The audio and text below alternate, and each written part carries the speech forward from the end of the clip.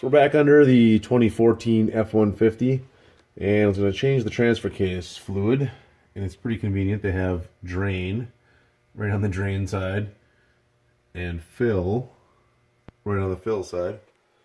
So I was simply trying to keep things somewhat clean. Just taking this little stainless steel brush and just kind of cleaned around all the threads here. And I'll have to grab a pan. So I've got the pan underneath here, just the normal oil drain pan. Hopefully this goes a little cleaner than the transmission drain. And just a standard, is it a 3/8 drive? I put it on my bigger ratchet because I assume this is going to be a little tight. We'll see. Oh man, it wasn't tight at all. Whatever they've got in there, some sort of thread lubricant or thread locker or thread sealant. Look at that. I can almost get it out by hand. Alright, let's see how bad this is. Ooh. It's pretty runny. A lot thinner than I thought it was going to be.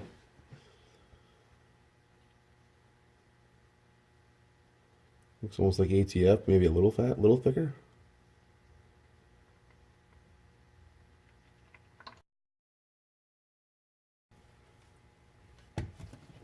And like I showed in the last video, I do have the actual forward transfer case fluid. Said it takes 2 quarts, so let's hope that was right. Everything's kind of cold to the touch here. It's cold here where we are. So I'm not sure that this is the right stuff, but I got 1 tube of this like 10 years ago, and I'm still using it every day on everything. It's pretty good on cereal. So what I'll end up doing, I'll try to get this in the view so you guys can see. I guess I'll clean this off. There's a bunch of, I'm sure there's some way to like suck that out of there maybe. I don't know what the right way to do it is. We'll let it run out some more. So this, I clean this off, and I'll just put enough of this on. I don't want to get it in the case, in the transfer case, so I'll put it on like this last thread here.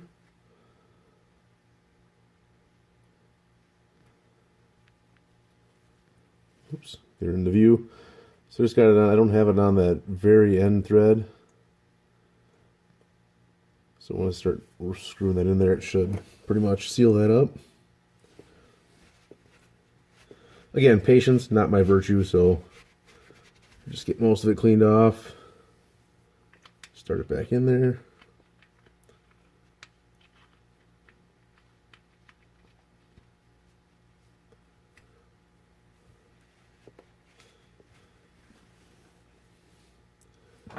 Probably don't need to use the big ratchet on here, but let's just give it a little bit here. Let the weight of the ratchet do the work.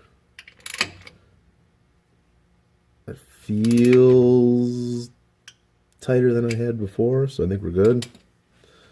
And that sealant, Loctite sealant, should keep things from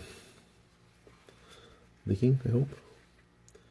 So now we'll get the pump, and then we'll come back and take the top part out. What I'm getting was this quart and gallon fluid pump. Different size pickup tubes in here. But really to get it up into this here, there's not a lot of room. Let's see around so I can show you guys. There's not a lot of room like above here necessarily to get up in there and dump a quart in, even with some sort of funnel or tube. So I'm gonna set this up. This one's got these quarts have the bigger diameter top on them. So this is the pump thing fit right onto the quart. Awesome. The one that I had borrowed from my neighbor for the transmission project, he was an older one, and he only had for the small diameter quart bottles, and that's actually tighter than the drain. This is the one I want to make sure I have it cleaned off because you want to get a lot of debris and whatnot in there. So let me just clean this off a little more before I take it out. I'm thinking dirt's probably not a good thing in the transfer case. So we take this plug out. Actually blow off whatever's in there. Alrighty, now it's supposed to take close to 2 quarts, so we'll see. Probably be easier if I had to jack the truck up. I'm just going off the normal truck height here. And I'm going to leave the drain pan underneath here because the chances are I'm going to probably put too much in here. And in that case, I want it to drain into the pan and not all over the floor, making a huge mess like we just cleaned up from the transmission project. So I'm just going to, like I said, I'm just going to pump it until it starts coming out. I'm fairly certain you just go up to this fill point. I'm pretty sure it was supposed to be less than 2 quarts. So hopefully the 2 quarts do it.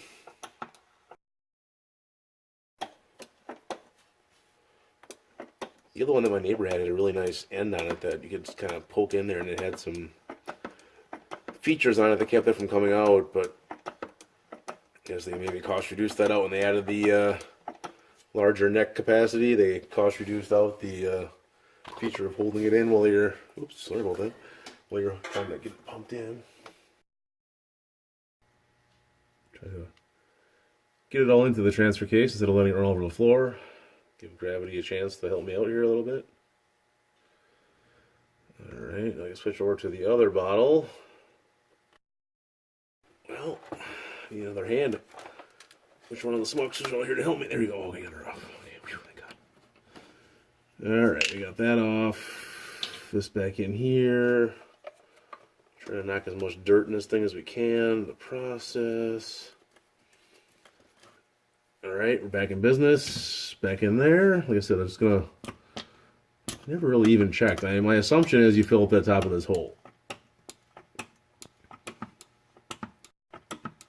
And actually, it might be a little premature, but what I'm going to do is take the plug, clean it up with this dirty towel, and have it ready here with more sealant on it. So when this starts coming out, I can simply, I just got kind of take my fingernail on the towel here and get it down into those grooves. And kind of the cool thing about this is when I close it up, it's always got enough on there to do like one more fitting.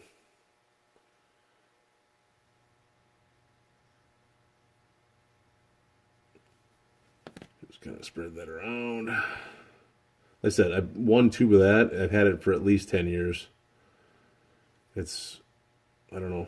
I've never had a problem with it. It seems like it really does a good job of keeping stuff from locking on 100% tight, and it helps seal stuff up. So, all right, more oil. Okay, we got oil coming out. That's exactly what I said I figured was going to happen. All right, let's get the other jug here. Let's run the extra this into that. Holy cow, we're going to have a mess. But I do have the drain pan underneath there, so that'll save me. All right, we got that. Let that drain out. Got my towel here. Got my plug. Pre-coated. Let's just give her a little wipe. I don't think a little bit over full is going to hurt anything. Get that started in there. Clean up this. I'm going to let it drip off, I suppose. Should probably have my rubber gloves on. I don't know what kind of harmful chemicals are in this transfer case lubricant. Oh, no, don't knock that over. Good gravy.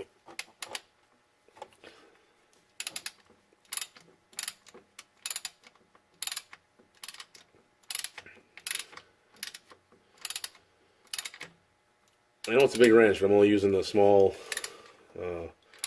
just my hand right here. I don't know what torque that is, but it's probably going to be, I don't know, maybe 20, 30 inch-pounds if I'm doing good. Okay, that'll be good enough. We don't want to break the case. Cool. Well, that was pretty quick. That was transfer case fluid. That was pretty easy to change.